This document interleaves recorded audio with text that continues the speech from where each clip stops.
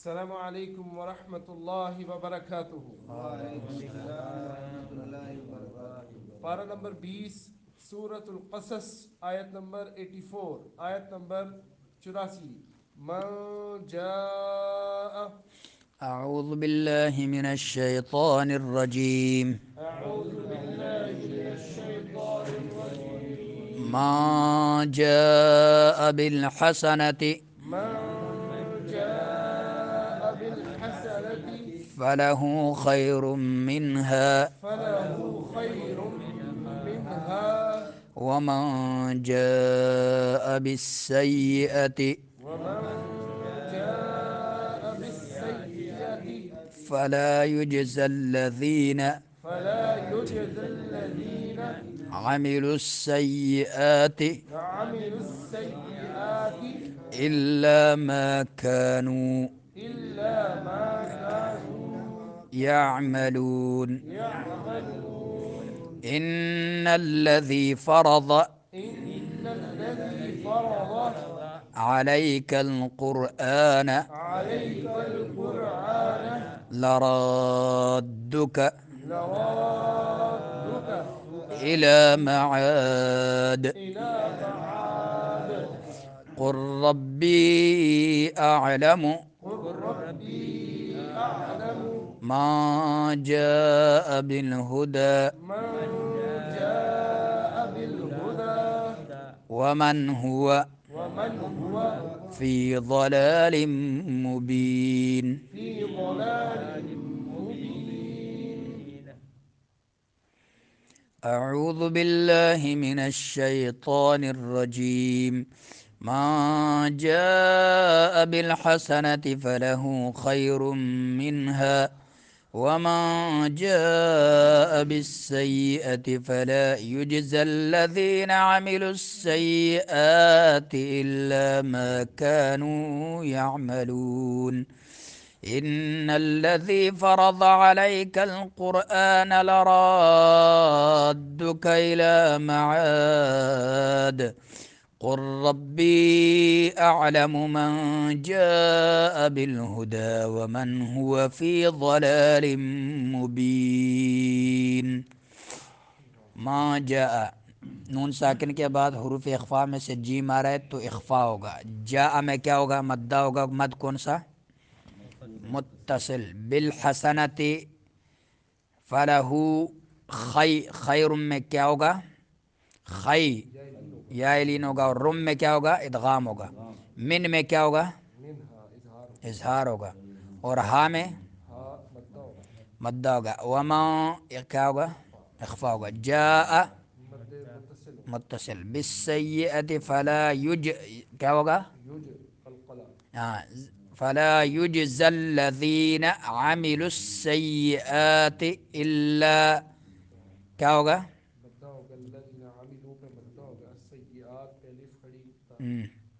إلا میں ما كانوا مدہ ہوگا. دو مدے. يعملون جی. ان کیا ہوگا؟ غنہ زمانی. ان الذي فرض را پر پڑھیں گے. فرض علیک علی یائلین یہ علیک القرآن قرآن را پر پڑھیں گے. قاف بھی پر پڑھیں گے. لرادک جی. الی معاد دال میں قلقلہ اور عا میں مدہ. قر ربی کیا ہوگا؟ قر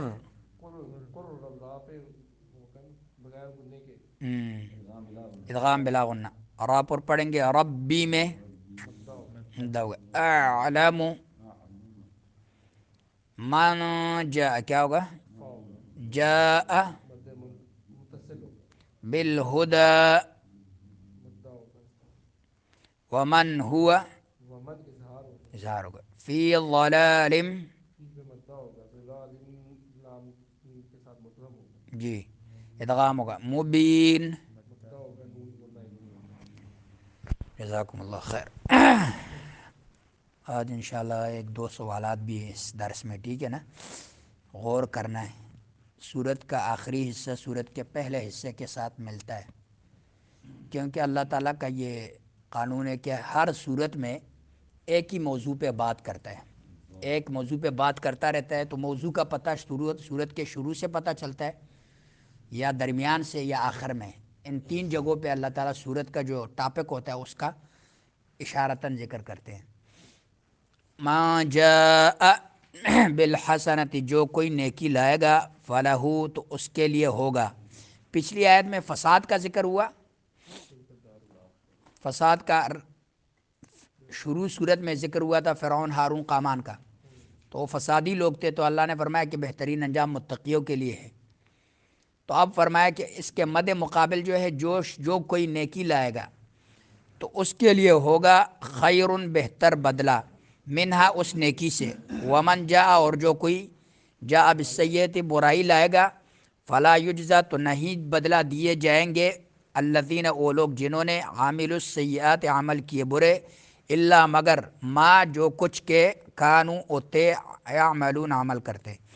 ان الذی، بلا شبہ وہ اللہ جس نے فرض نازل کیا علیکہ، آپ پر، القرآن، قرآن، لرادک، البتہ وہ لٹانے والا ہے آپ کو، الی معاد، آپ کے لوٹنے کی جگہ کی طرف۔ قر، کہہ دیجئے، ربی، میرا رب، اعلم، خوب جانتا ہے، من، اس شخص کو جو جاء، آیا ہے، بالہدا، ہدایت کے ساتھ، ومن ہوا، اور اس کو بھی جو ہے، فی ضلال مبین، ظاہر گمراہی میں۔ من جاء بالحسنتی، جو کوئی نیکی لائے گا، یہاں فرمایا نیکی لائے گا، فلہو خیر منہا، تو اس کے لیے ہوگا بہت بہتر بدلہ اس نیکی سے۔ اور ایک مقام پہ فرمایا وجاء بقلب منیب، جو لایا ایسا دل جو منیب دل ہو، جس میں جو اللہ کی طرف پلٹنے والا، لوٹنے والا دل ہو۔ اور ابراہیم علیہ السلام کے ساتھ جب وہاں ذکر کیا کہ ابراہیم علیہ السلام کا ذکر کیا، تو فرمایا وجاء بقلب سلیم، اللہ فرماتے ہیں کہ ابراہیم علیہ السلام سالم دل لے کر آئے تھے، ہر قسم غش، ہر قسم حسد، کینہ، بغض و عداوت، ہر چیز سے صاف دل۔ تو اللہ کو یہ مطلوب ہے کہ دل آپ کا ایسا صاف ہو۔ اور یہاں فرمایا کہ نیکی لے کر آئے گا، کیونکہ نیکی کا بھی اثر دل پہ ہوتا ہے۔ یہ جو ہم نیکیاں عبادات کرتے ہیں اس لیے کرتے ہیں کہ ہمارے دل کی اصلاح ہو۔ جب انسان کا دل کی اصلاح ہو جاتا ہے تو اس کے سارے اعضاء پھر نیکیوں میں استعمال ہوتے ہیں۔ تو جو کوئی نیکی لائے گا تو اس کے لیے ہوگا بہت بہتر بدلہ۔ بہت بہتر بدلہ کیا ہے؟ اللہ کی رضا بھی ہے۔ اور کیا ہے کہ حدیث میں آتا ہے کہ جب انسان نیکی کا ارادہ کرتا ہے تو اللہ تعالیٰ اس کے لیے ایک نیکی لکھ دیتا ہے، اور جب برائی کا ارادہ کرتا ہے جب تک وہ کرتا نہیں، حدیث میں آتا ہے اس وقت تک وہ لکھا نہیں جاتا۔ لیکن کل یہ بات گزری کہ جو شخص پختہ ارادے لے کر آیا، پختہ ارادہ لے کر آیا، برائی کا پختہ ارادہ لے کر آیا کرنے کا، اس جستجو کر رہا ہو، کوشش کر رہا ہو، لیکن اس کا بس نہیں چلتا، اس کا گناہ لکھ دیا جائے گا۔ جیسے حدیث میں آتا ہے کہ دو شخص تلواروں سے آمنے سامنے ہوتے ہیں تو ایک دوسرے کو قتل کرتا ہے، آپ نے فرمایا کہ دونوں جہنم میں جائیں گے، اللہ محفوظ رکھے، دونوں جہنم میں جائیں گے۔ تو صحابہ نے کہا کہ فَأَمَّا هَذَا الْقَاتِلِ، یہ تو رہا قاتل ہے، تو یہ مقتول کا کیا معاملہ ہے کہ یہ کیوں جہنم میں جائے گا؟ تو آپ نے فرمایا کہ إِنَّهُ كَانَ حَرِيصًا عَلَىٰ قَتْلِ صَاحِبِهِ، اس کی یہ حرص تھی، لالچ تھی کہ اپنے ساتھی کو کیا کرے؟ قتل کرے۔ تو اس حدیث سے کیا پتہ چلا کہ انسان کا پکا ارادہ جب ہو تو ارادے سے بھی اس کی جو گناہ لکھ دی جاتی ہے۔ اور حدیث کل ہم نے بیان کی تھی کہ قیامت کے دن کچھ لوگ ایسے پیش ہوں گے جو فرشتے کہیں گے کہ یا اللہ اس نے یہ گناہ تو کیے نہیں تھے، یہ تو ہم نے نامہ اعمال میں اس کے لکھے نہیں ہیں اور کیے بھی نہیں ہیں۔ تو اللہ کہے گا کہ یہ اس کے پختہ ارادے تھے جو کر نہیں سکا، لیکن تھے اس کے پختہ ارادے، اور پہاڑوں کی طرح بڑے بڑے جو ہے گناہ اس کے پیش ہوں گے۔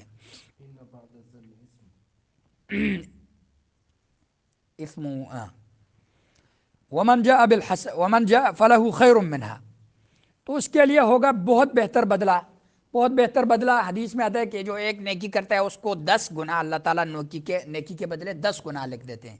یا کبھی جو سے قرآن میں آتا ہے کہ حدیث میں آتا ہے 700 گناہ تک بھی نیکی کا بدلہ لکھ دیتے ہیں، اور 700 گناہ سے بڑھ کر بھی حدیث میں آتا ہے کہ بڑھ کر بھی 700 گناہ سے کہ ایسے بے حساب و بے کتاب ایسے بھی اللہ تعالیٰ اس کو جو ہے لکھ دیتے ہیں۔ حدیث میں آتا ہے نبی پاک صلی اللہ علیہ وسلم نے فرمایا جب تم میں سے کوئی ایک کھجور کا صدقہ کرتا ہے، ایک کھجور کے دانے کا صدقہ کرتا ہے، تو اللہ تعالیٰ اس صدقے کو اس پہ ہاتھ مارتا رہتا ہے وہ آپ کے صدقے پر، اور اس کو بڑھاتا رہتا ہے۔ کما یربی احدکم فلوہ، جیسے کہ تم میں سے کوئی شخص اپنے گھوڑے کو، جو گھوڑے کا بچہ ہوتا ہے اس پر ہاتھ مارتا رہتا ہے اور اس کو پالتا رہتا ہے وقت بوقت، اور اس کو بڑا کرتا ہے، نشو و نما پالتا رہتا ہے، تو ایسے ہی اللہ تعالیٰ جب تم ایک کھجور کا بھی صدقہ دیتے ہو تو اللہ تعالیٰ اس کو کیا کرتا ہے، تیرے لیے بڑھاتا رہتا ہے، وہ تیری نیت کی وجہ سے۔ جب انسان کی نیت میں جتنا اخلاص ہو تو اتنا ہی اللہ تعالیٰ اس کے نیکی کو بڑھاتا ہے۔ ومن جاء بالسیئۃ، اور جو کوئی برائی لائے گا، فلا یجزا، تو نہیں بدلہ دیے جائیں گے، الذین، وہ لوگ جنہوں نے عامل السیئات، عمل کیے برے، الا ما کانوا یعملون، مگر جو کچھ کہ وہ تے عمل کرتے۔ اب اس آیت کا ربط شروع صورت کے ساتھ کیا ہے کہ شروع صورت میں قارون، فرعون اور حامان کا ذکر ہوا، اور برے عمل کرتے تھے تو ان کو ان کے برائی کا جو ہے سزا ملے گی، اور نیکی کا ربط کس کے ساتھ ہے؟ موسیٰ علیہ السلام کے ساتھ۔ موسیٰ علیہ السلام نیکی کرتا تھا تو اللہ تعالیٰ اس کو جو ہے کئی بہتر بدلہ دیں گے۔ ان الذی فرض علیک القرآن، بلا شبہ وہ اللہ جس نے فرض نازل کیا، علیک القرآن، آپ پر قرآن، لرادک، البتہ وہ لوٹانے والا ہے آپ کو، الی معاد، آپ کے لوٹنے کی جگہ کی طرف۔ لوٹنے کی جگہ عبداللہ بن عباس رضی اللہ عنہ فرماتے ہیں وہ کیا ہے؟ مکہ ہے۔ اس سے مراد کہ لوٹنے کی جگہ وہ مکہ ہے، اللہ تعالیٰ آپ کو، اور حدیث میں آتا ہے کہ صحیح البخاری کی حدیث ہے کہ 8 سال بعد نبی پاک صلی اللہ علیہ وسلم فاتحانہ شکل میں مکے میں داخل ہوئے، اور اونٹنی پر سوار تھے، اور ایسے عاجزی کے ساتھ بیٹھے تھے کہ آپ کا سر قریب تھا کہ اونٹنی کے کوہان کے ساتھ لگ جاتا ہے، اتنے جھک کر بیٹھے تھے، اور یہ اللہ تعالیٰ نے اس کو دنیا میں جو ہے بہتر لوٹنے کی جگہ کہ سارے عرب کا جو ہے، سارے عرب اس وقت آپ صلی اللہ علیہ وسلم کے کیا ہو گئے تھے؟ ماتحت ہو گئے تھے اور زیر نگی ہو گئے تھے۔ اب دیکھیں جب آپ صلی اللہ علیہ وسلم کو یہاں سے نکالا جا رہا تھا مکے سے، تو آپ صلی اللہ علیہ وسلم جب مکے سے نکل رہے تھے تو مکے سے دور ایک جگہ پر جا کے کھڑے ہوئے اور مکے کی طرف پلٹ کے دیکھا اور کہا کہ اے مکہ اور اے حرم، میں تجھ سے محبت کرتا ہوں، اتنی محبت کرتا ہوں کہ روئی زمین میں جتنی محبت آپ سے کسی اور سے نہیں، لیکن لولا اخرجونی، اگر میری قوم مجھے نہ نکالتی تو میں کبھی آپ کو چھوڑ کے نہ جاتا۔ اور آپ کے آنکھوں سے آنسو بہہ نکلے اور روتے ہوئے چل پڑے۔ تو اللہ نے فرمایا کہ آپ کی لوٹنے کی جگہ طرف اللہ تعالیٰ آپ کو جس فرض کیا، اللہ نے کیا فرض کیا؟ قرآن میں نماز فرض کیا اور قرآن کی تبلیغ فرض کی۔ اب قرآن کے ساتھ ساتھ جو قرآن کی دعوت کرتا ہے، اللہ تعالیٰ کیا فرماتا ہے کہ البتہ وہ لوٹانے والا آپ کو لوٹنے کی جگہ، بہترین لوٹنے کی جگہ، ایک تو مکہ ہو گئی، مکہ شہر ہو گیا، اور دوسرا کیا ہو گیا؟ مقام محمود، جو قیامت کے دن نبی پاک صلی اللہ علیہ وسلم نے فرمایا کہ اللہ تعالیٰ مجھے اپنے ممبر کے ساتھ ہی کھڑے کر دیں گے، اور اولین و آخرین سارے رشک کریں گے میرے اس مرتبے پر، ولا فخر، اور مجھے اس پہ کوئی فخر نہیں ہوگی۔ تو مقام محمود پر اللہ تعالیٰ مقام محمود عطا کریں گے، تو مقام محمود بھی یہاں مراد ہے کہ آپ کی لوٹنے کی جگہ کی طرف اللہ تعالیٰ آپ کو لوٹائیں گے۔ تو فرض کیا آپ پر، کیا فرض کیا؟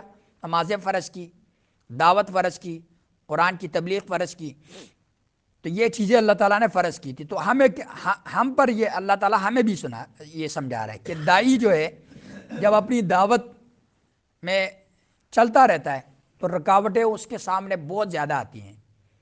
سب سے مشکل ترین کام جو ہے وہ دعوت ہے، تو رکاوٹیں بہت زیادہ آتی ہیں، لیکن آخر کار کیا ہوتا ہے کہ جب یہ اپنی دعوت کو چھوڑتا نہیں ہے، اللہ تعالیٰ اسے کامیابی دے دیتے ہیں۔